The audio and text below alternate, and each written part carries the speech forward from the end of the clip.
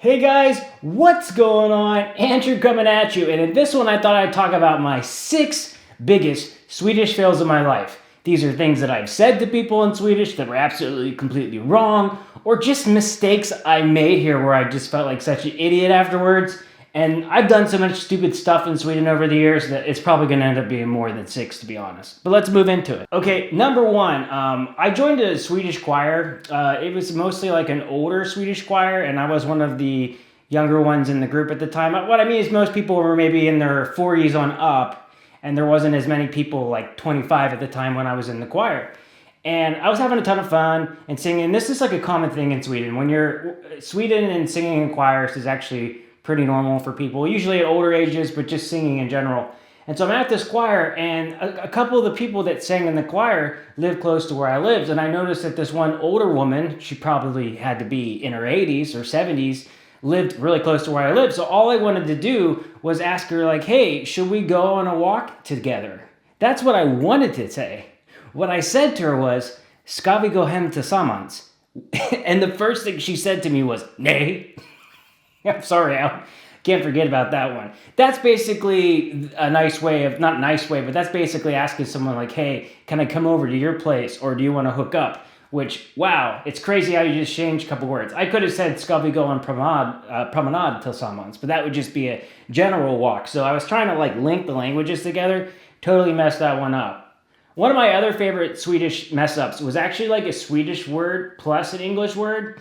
And see, a thing in Sweden is people don't hold the door for you nearly as much as in America. I mean, people aren't like rude and not hold the door, but when you're in America and someone holds the door for you, and I do it as well, especially if I work at international places, if someone holds the door for me, it's really nice, but you always got to like pick up the pace and kind of like jog your way to the door. So I kind of don't mind that people don't hold the door so much for me in Sweden, but sometimes there's that awkward moment where I go through a door and I'm like, oh, I didn't keep the door open, and then you just keep going. Every Swede knows that, where like you reach the point where you could have held the door for them, but you didn't, and then you just keep moving, and you realize that you could have held it, and you just do that awkward walk out of there, like I'm getting the heck out of here, I almost talked to another person.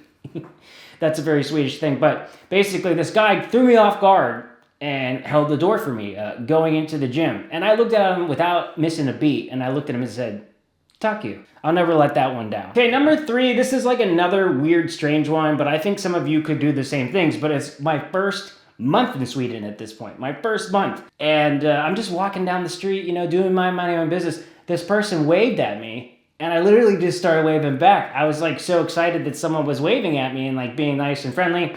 There was like a bunch of people behind me, so that's number 3.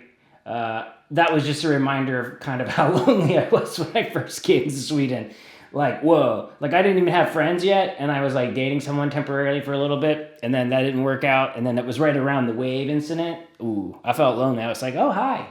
The one thing you can do here in Sweden is that you can recycle your beer cans, or just cans in general, and you put them in this machine.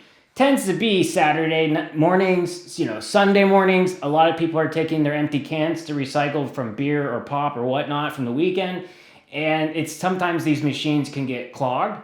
And I don't know about anyone else, but this must have been, again, this is all in the span of my first couple months in Sweden. And I might have just started recycling. And I just remember it being like super early in the morning. I didn't know how to really talk to too many people yet. I mean, I could talk to people, but I was kind of on my own. I was having that weird moment where I'm like, wait, I don't really belong here. I don't really know what I'm supposed to do. And I'm putting like the can in the machine, and the machine just starts beeping, like nonstop beeping. And I think the machine does that when it's either broken or like clogged or like needs to be replaced. But I didn't know what was going on, and I felt like it was just drawing too much attention, so I felt bad. I should have talked to a worker, but I just got the heck out of there. I was like, what am I going to do? I can't deal with this right now. It's like 8 o'clock on a Sunday. I'm not dealing with this, and I just got out of there. So another one of the Swedish fails that I had, but easily could have been avoidable. So that's number 4. Let's talk about number 5. But first, our video is brought to you by Skillshare. Skillshare is an online learning community with thousands of inspiring classes for anyone who loves learning and wants to explore their creativity and learn new skills. Invest in yourself and your personal growth. I first learned of Skillshare through my Sambo, who got really interested in artwork and sketching, and I watched her go from an amateur to a pro, and she's been using Skillshare weekly for the last 2 years. Now it's part of my daily routine. I'm currently taking Charles Carter's Adobe Premiere Pro for beginners, editing and efficiency plus. And what I love the most about Skillshare is I just need 5 to 10 minutes a day, and I'm able to pick up a new skill over time. I have a lot of gaps in my knowledge with Adobe Premiere. So what's been awesome about this is I'm picking up a lot of new simple skills and knowledge that is saving me time. Skillshare can help you make 2022 a year of new learning, growth, and connection through creativity. They're running a special offer through my channel. The first 1,000 people to use this link will get a 1-month free trial of Skillshare. Thanks again to Skillshare for sponsoring my video. I've had a blast learning from that course and I've learned a lot with Adobe. It's been great. Okay, this next one, the angry note. Yes, everybody, I got an angry note in Sweden. Although I do believe at one time I got an angry note at a laundry place when I first came to Sweden, but I wasn't 100% sure because I couldn't understand it at the time because my Swedish wasn't good enough. I just saw it and was like, was that me? Did I do something? I don't know. That was probably the only time.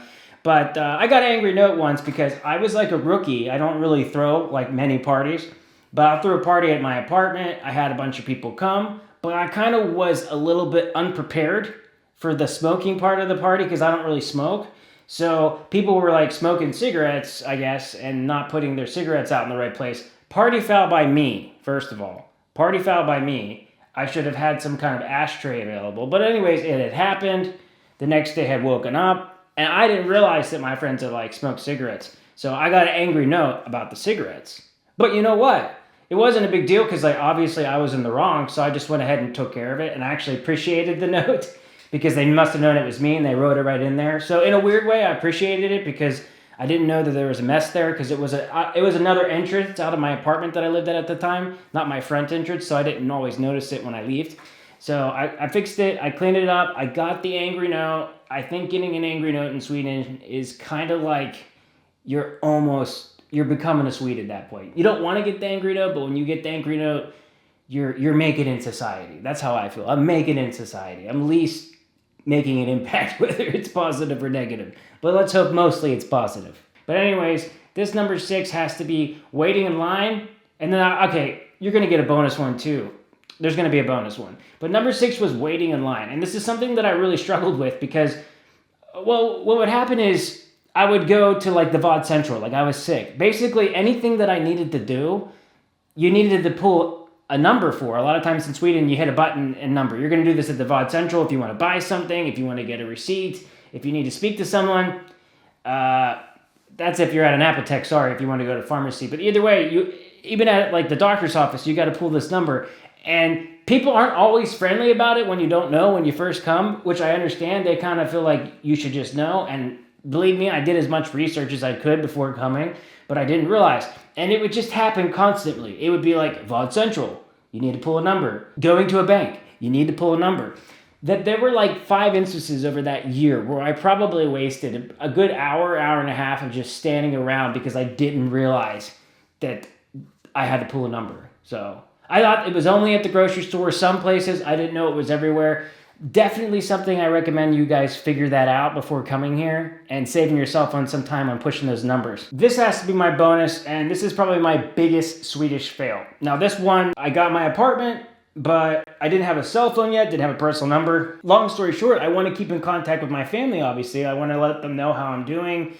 So I keep going to this coffee shop, and I'm telling them where I'm at. I'm talking to them every day. I'm at this coffee shop like 2-3 hours a day. Over the course of like, no joke, like a week. And then the following week I'm working and I still don't always have internet, so I'm going there. When I get my personal number and can finally get a cell phone, I'm super excited that I can actually call the internet place. So I sit there, I'm like, I'm getting some internet, I'm gonna like join the real world. I call and I'm like, hey, blah, blah, blah, blah, blah, blah, blah. Ask them about the internet. And then they tell me right then and there, hey, Andrew, so the internet's included in your rent and all you needed to do was plug into the wall this whole time. And I did, and it worked. And that was probably the biggest Swedish fail, but I do think that the coffee shop made a good bit of money off of me over that course of 2 weeks because I was having hella ficas. Like, I was speaking in like nobody's business at that time. But anyways, guys, these were 7. I thought I was going to come up with 6, but 7. The most strangest fails, Swedish fails I've had in my life. I hope you guys enjoyed this one. Thanks again for Skillshare for sponsoring this video. If you guys like this type of content, consider subscribing and please hit that like button as it does help me out with the algorithm. And I'll see you guys in the next video. Hej då!